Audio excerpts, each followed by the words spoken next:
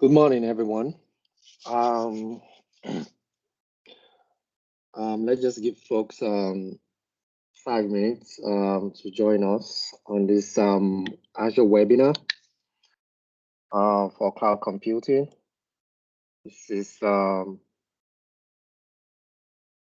AZ900 Azure Fundamental course, and the Module 1, which is the cloud concept. Today, we're going to go through this webinar, but before we do that, let me use that opportunity to introduce myself. My name is Akikumi Akindolere. Right? I'm an Azure consultant. I have a couple of Microsoft certifications, including Azure, and I've worked Microsoft technologies for a period of 13 years, thereabout. All right, so what do we have for today? Today we're going to be studying the AZ900 Azure Fundamentals course and the module called Cloud Concept. So our module outline here, we're going to be discussing, or we're going to follow concept around cloud models, which is the public, private, hybrid cloud. We're going to be, digging into why we would choose one against the other one, or as a customer, which is the best choice for us to choose. We're also going to be looking at cloud benefits and consideration. Why do we want to use cloud? What are we going to benefit from using cloud as regards our on-premise infrastructure? Or why do we even consider cloud in the first place? And we're going to also be talking about the cloud services, concepts around IaaS, PaaS, and SaaS, which is infrastructure as a service, platform as a service, and software as a service. We're also going to learn the sharing responsibility model, right? How Microsoft and the customer shares the different responsibility in cloud computing. First of all, let's talk about the cloud models. So on the cloud model, our objectives is going to be to define what cloud computing is, to describe what a public cloud is, also to describe what a private cloud is and an hybrid cloud. We're going to compare and contrast these three different cloud models as well.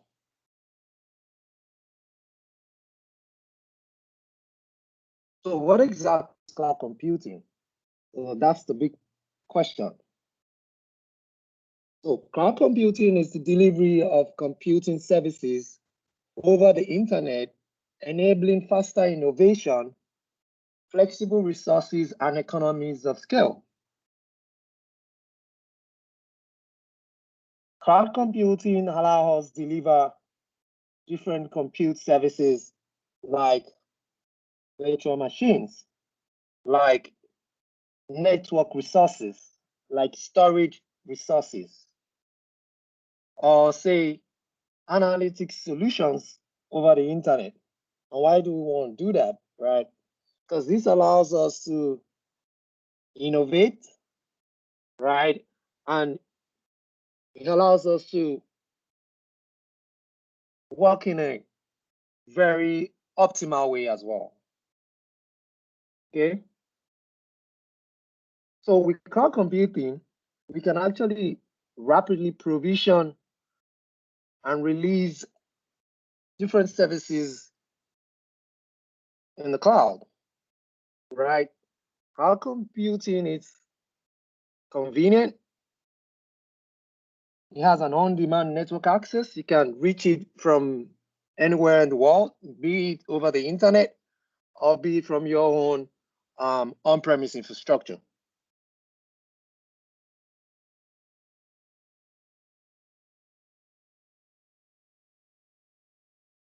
Let's look at public cloud. So what is the public cloud?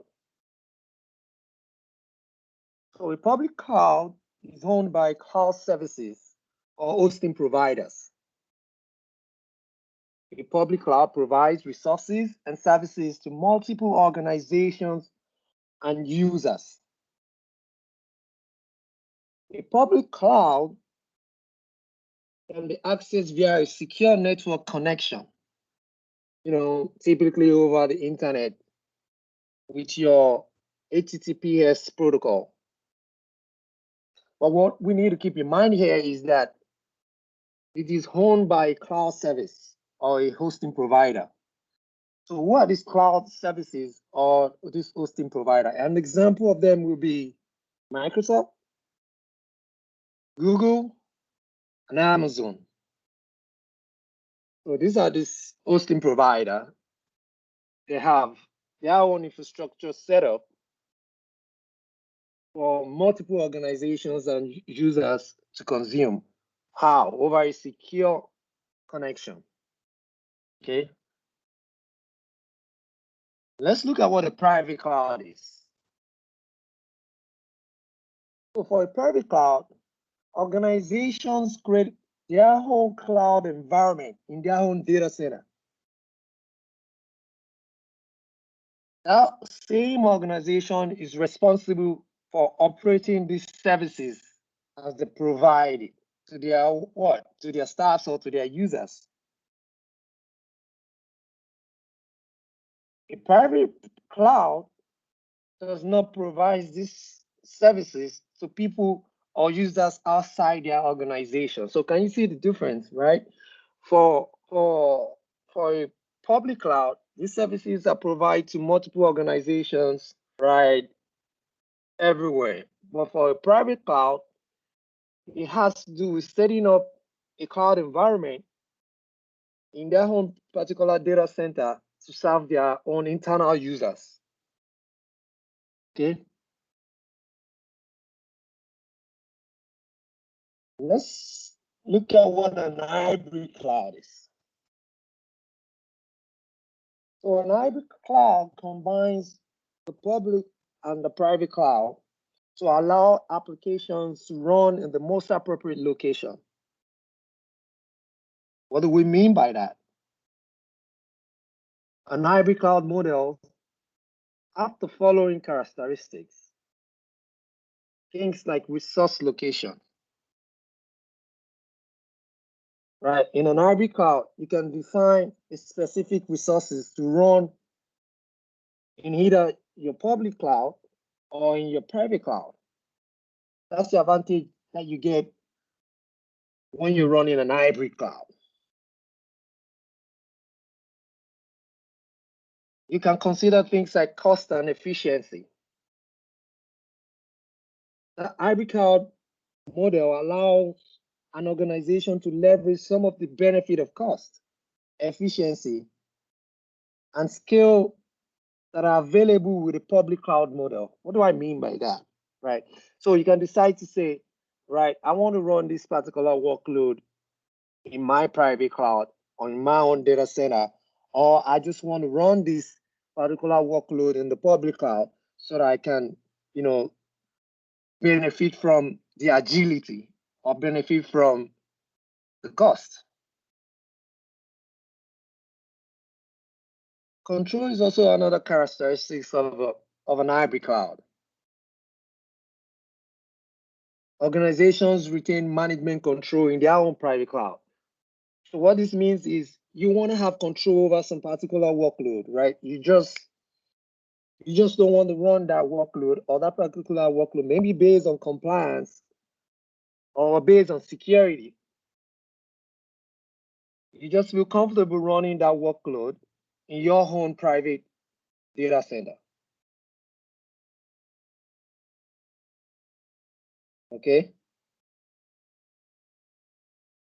Whether you're running, a public cloud or a private cloud, right? there's still technical skills are required to maintain this private cloud or the workloads you run in this hybrid cloud in a nutshell, okay?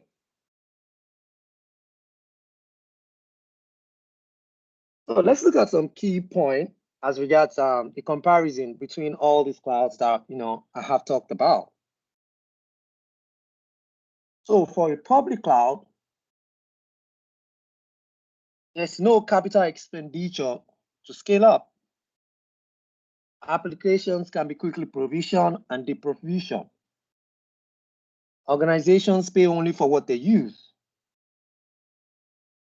For private cloud, hardware must be purchased for startup and maintenance. Organizations have complete control over resources and security. Organizations are responsible for hardware maintenance and update.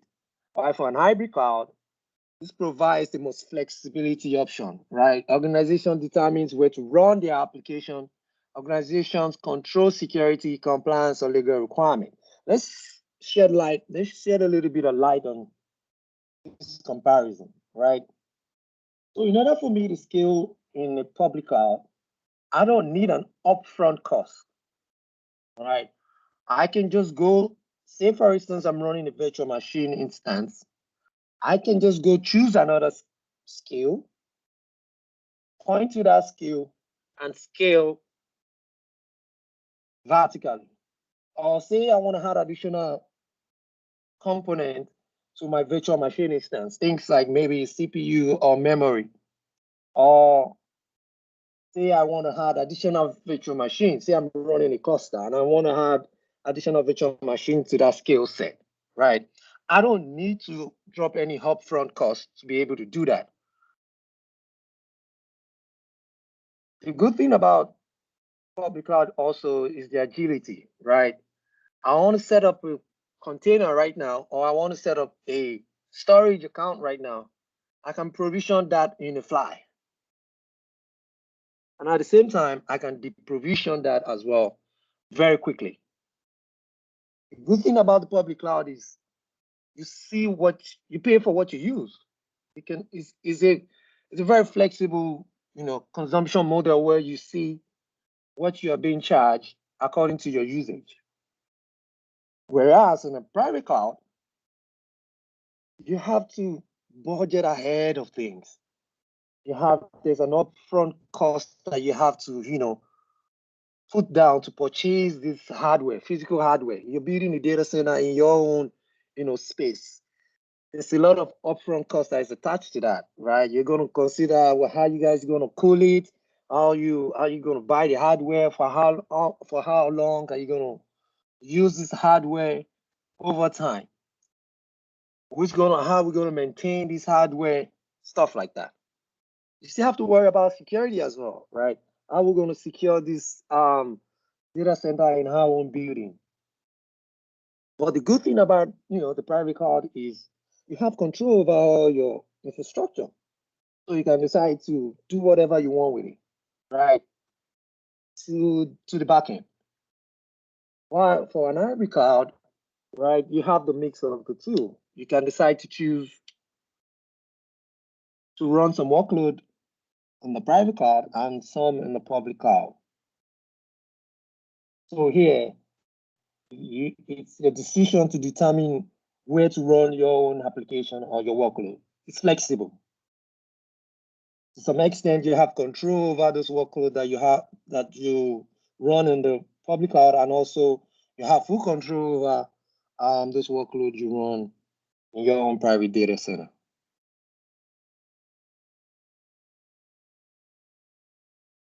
Let's look at cloud benefits and consideration. So the objective here is for us to be able to identify the benefit of cloud computing. Things such as high availability, things such as scalability, things such as elasticity, agility, and disaster recovery. Here, we're going to identify the difference between capital expenditure and operational expenditure, which we call CAPEX or OPEX. Or in a nutshell, CAPEX is the expenditure that you incur to run your application. Operational expenditure is the expenditure that you incur to maintain your application. economies of scale. I'm going to help you describe what a consumption-based model is all about as regards cloud computing. But before we go there, let's look at some of the benefits of cloud computing and talk about it.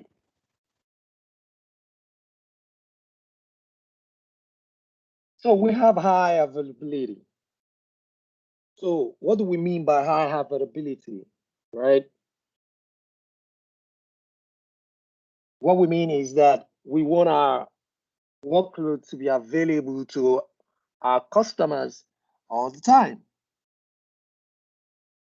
So cloud computing enables us to achieve that. So we have some services running in the cloud that we as an organization can use or can leverage to make our services highly available to our customers. Let's look at Azure, for instance. So Azure have things called availability zones, things called zone redundancy. It has things called local redundant storage. All these redundancy are built for high availability options, right? They're built in order for us to make whatever workload that we're running on Azure available to our own customers at any point in time, right? Our customers just want to consume our services, right? They don't care whether our services is running on whatsoever, instance behind the scene. But what they don't want is that they don't want any service downtime, right? So take, for instance, we were running as an organization, we have an e-commerce website where, we sell, different, goods to our customers.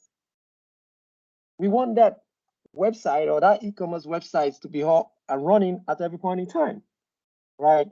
So behind the scene, right, there are highly available services or solutions that we can run on Azure to keep our e-commerce website up and running. So that's what high availability is all about. Let's talk about scalability. What does it mean for you to scale, right? So I'll still use the analogy of our e-commerce website where, we sell goods to our customers as an organization, right? But take, for instance, maybe, there's a big celebration coming up. Or, okay, so we are aware that, say February 14, the Val's Day is coming up, right? So we have a lot of Valentine's good that we want to sell to our customers, right? And, we now start getting a lot of traffic to our e-commerce website. Now, our e-commerce website is running on just one, virtual machine computing instance that we are set up.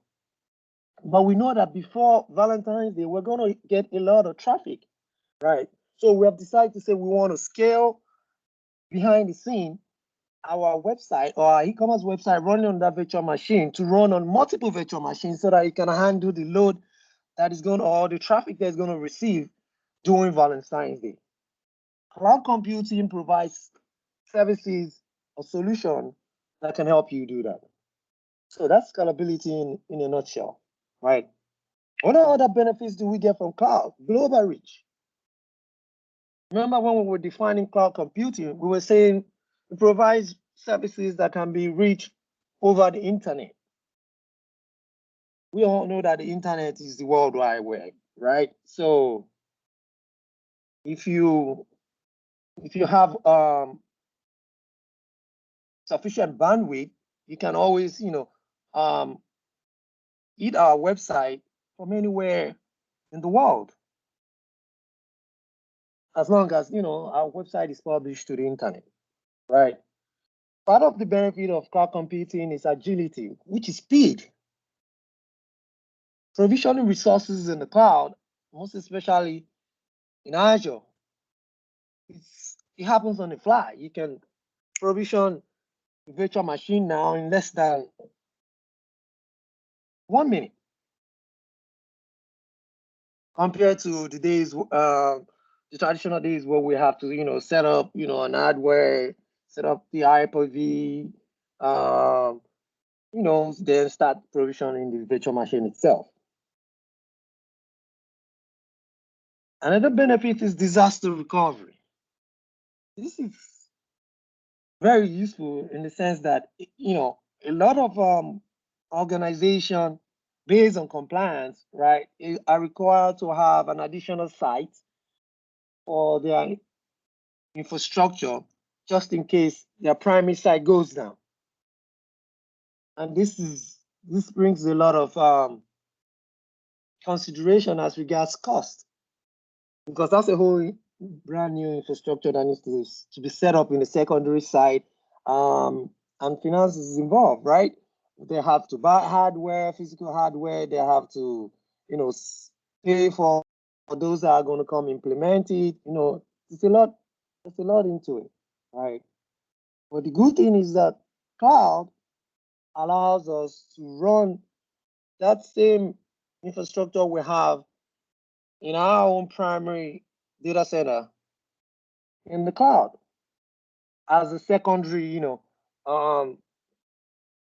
site, or as a disaster recovery site.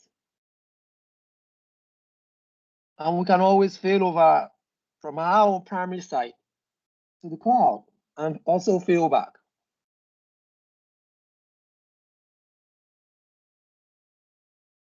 The security, that's another benefit. The cloud is built in such a way that, by these service providers, right? In such a way that is secured, is so secured. So imagine you having workloads running in the cloud, or multiple organizations having workloads running in the cloud, and these workloads are, confidential data, that's consumed by that organization or their customers, right? Security is the first thing, right, that the cloud providers, right, think of. How do we secure these customers' data? So these cloud service providers have really done a good job as regards security in the cloud. So they have provided different solutions like Azure Security Center, a lot of solutions run in the cloud where you can, use to identify threats. Things like ATP, advanced threat protection, and so forth.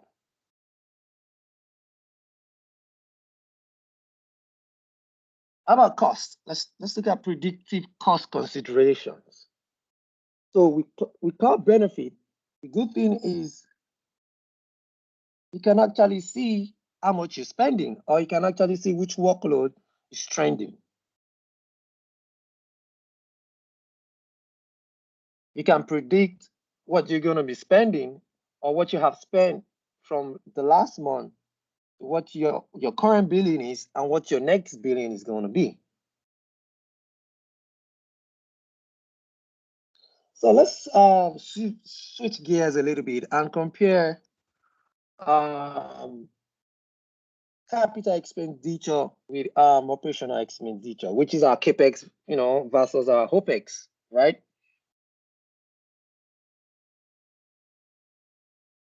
So what's a capital expenditure?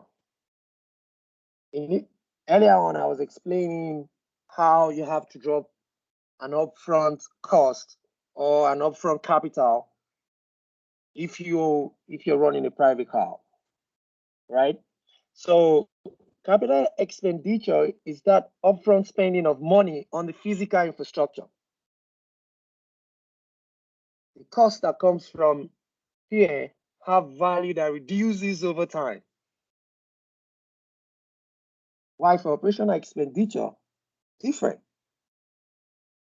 Yeah, you only pay as you go. You only spend money on products and services as needed.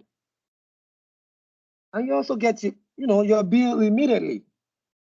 You have visibility into what you're spending. Can you see the difference? CapEx, you spend on all the physical infrastructure upfront. You have to budget ahead. You have to go to finance. They have to, sign the papers, give you money. It's a whole long process. And most times it's always a high upfront cost. Why for OPEX, it's the other way around, right?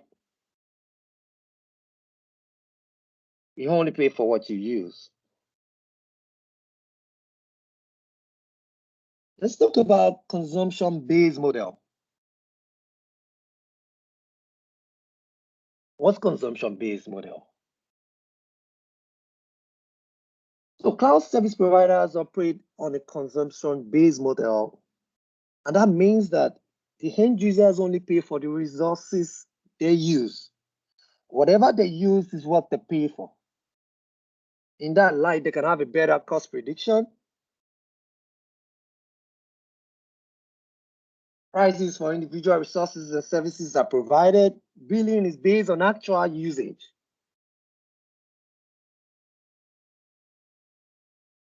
It's based on what you're consuming. It's as easy as that. And what does this bring? It brings, or what benefit does consumption-based model brings to an organization or to a company? It brings a lot because they don't have to, drop any upfront cost, right? So here, there's no upfront cost. There's no need to purchase physical hardware or costly physical infrastructure. They don't, they have the ability to pay for additional resources when it's needed. And, also have the ability to stop paying when they are no longer needed. So what I'm saying in essence is, take for instance, I'm running a virtual machine computing instance and I don't need it anymore, right? All I need to do is just what? All I need to do is kill it, shut it down, delete the virtual machine, and I don't get to pay for it anymore.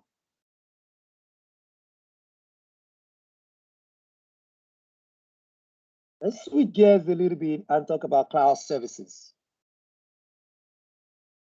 Well, before we go into cloud services, I would like to ask if there's any questions so far.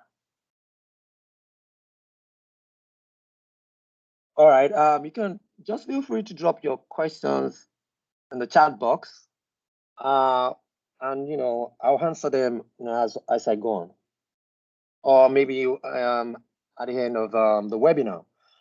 All right, so let's look at cloud services. Yeah, the objective is to understand what an IaaS is, or what a PaaS is, or what a SaaS is, and what are the differences. Also, we're going to identify, the service type based on the use case. We're going to describe what shared responsibility model is. And I'm going to describe what serverless computing is to you guys. That's an add-on to the slide. So let's look at infrastructure as a service.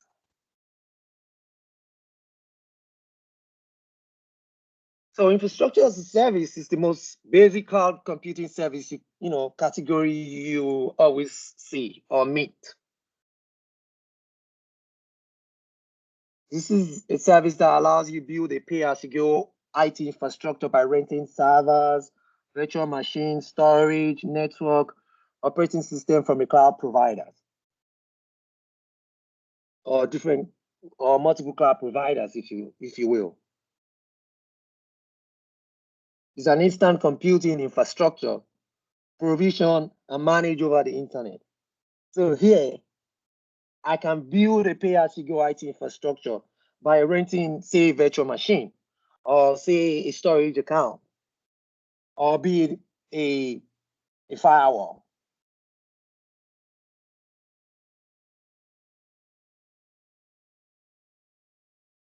So here I have said that to some extent, I want to be able to get my hands dirty on these things. I want to be able to, build this infrastructure to some extent.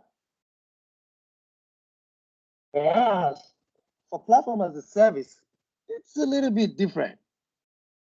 Yeah, it provides environment for building, testing, and deploying software application. So the platform is the underlying thing that you as an organization can build on to test and deploy your software application. I don't know if that makes sense. And this platform helps you what? It helps you create applications quickly without focusing on managing the underlying infrastructure. Here, you don't have to worry about what the underlying infrastructure is all about. The underlying infrastructure is being provided to you as a platform now to do what? To quickly build your own application or software.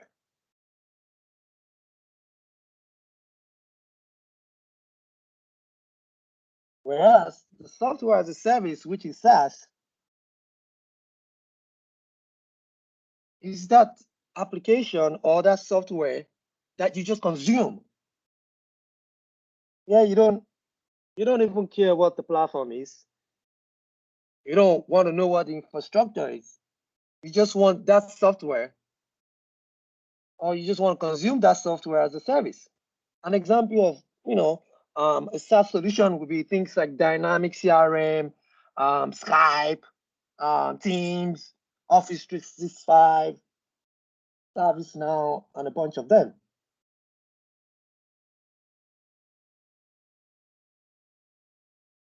Let's look at the comparison between these cloud services, right?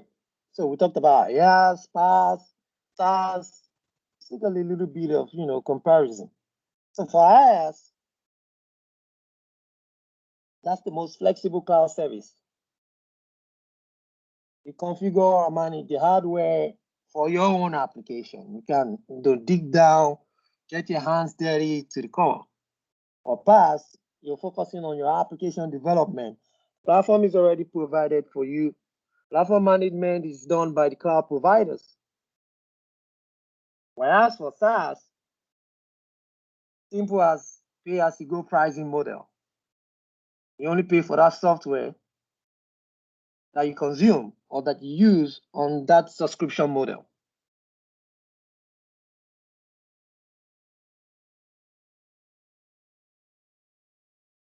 Let's talk about shared responsibility model. What does this mean, right? So the shared responsibility model just means that the way the cloud has been built, the cloud providers manage some part of this infrastructure while we as organization or as customers also manage the other side of things. So if you look at this diagram in front of us right now, right, the green depicts what we manage as organizations or customers, while the blue box actually depicts what the cloud providers manage on behalf of us.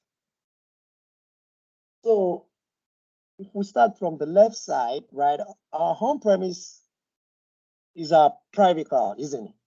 Right. So here we manage everything from storage down to networking to compute to virtual machine, operating system, runtime, applications, and data. But by the time we start to shift to the cloud, right, and we say we want a cloud service known as infrastructure as a service, then there's going to be what? There's going to be a shared responsibility between what? Between we as the organization and the cloud providers.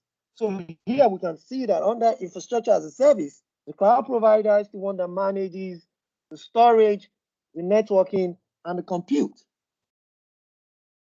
While we as customers or as organization, we manage our virtual machines that we deployed on that compute instance, the operating system, be it a Linux operating system or Windows the runtime, the application, read.NET or whatsoever, or Java or whatsoever that we're running on that infrastructure till we get to that data that, we want the customer to consume. Whereas for platform as a service, the cloud service provider is the one managing the storage till the runtime. So they're here, they're providing the platform already for us. All we need to focus on is how we want to build our own application so that we can deliver that software quickly to our end users. Why software as a service? We just want to consume the service based on that subscription model. Our cloud provider manages almost everything for us, from storage down to the application itself. We just access the data.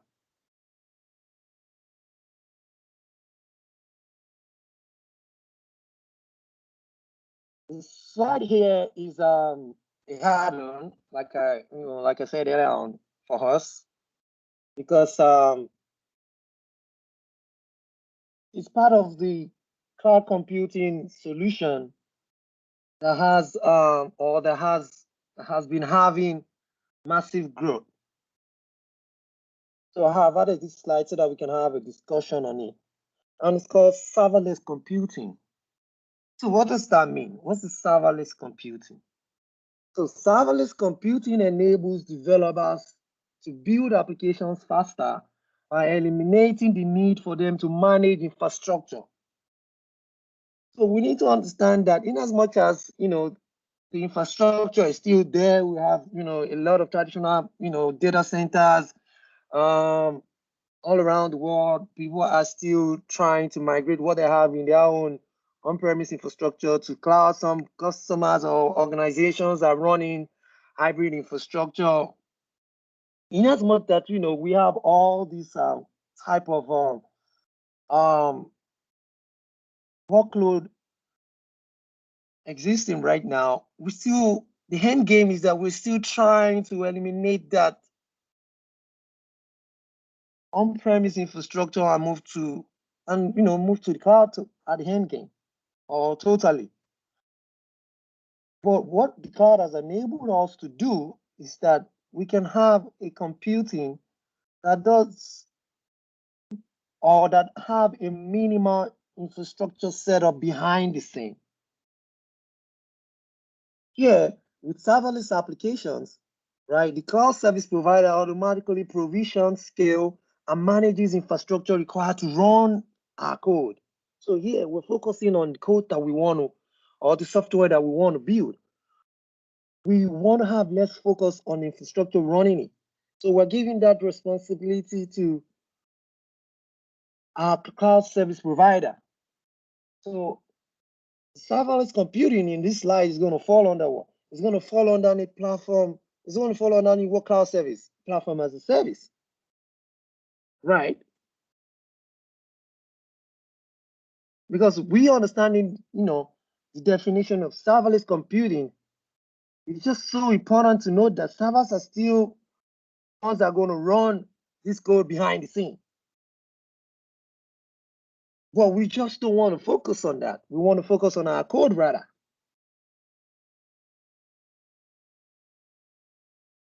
So an example of serverless computing on Azure is Azure Functions. Things like Azure Logic Apps, things like Event Grid, Event Hub. We have a bunch of serverless computing solution running on Azure, and a lot is also being built. Don't forget, this approach of serverless is to enable developers focus or increase their focus on business logic, helps them deliver more value to the core of the business, help them increase their productivity and bring product to market faster. And this allows organizations to better optimize resources and stay focused on innovation. That's the end game.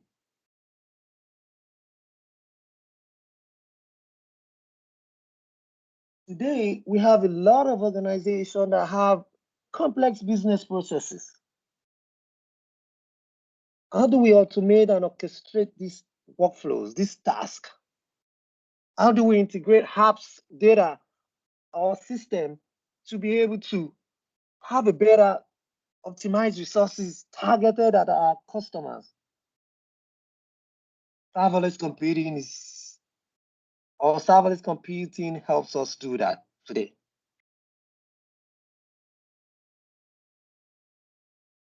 I'll implore you that you guys look into that more on your own time, and I'm going to share URLs that you can go to at the end of this webinar so that you can also read about it. All right, so I guess this is the end of our webinar, and this is where we do a review of what we have learned so far in this module. So today we have talked about Microsoft offers public, private, hybrid cloud models, what cloud computing is all about. We have seen the benefits of cloud, things like high availability, elasticity, disaster recovery. We have seen how cloud allows you to pay as you consume or pay as you use.